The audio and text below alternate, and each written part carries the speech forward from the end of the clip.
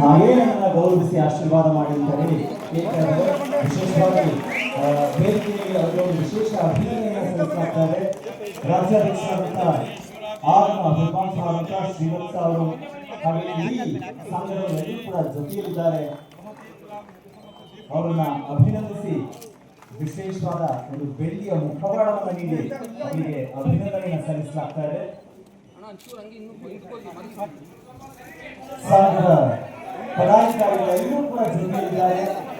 ರಾಜ್ಯಾಧ್ಯಕ್ಷರಾದಂಥ ಆಗಮ ವಿದ್ವಾಂಸರಾದಂಥ ಶ್ರೀವತ್ಸ ಅವರು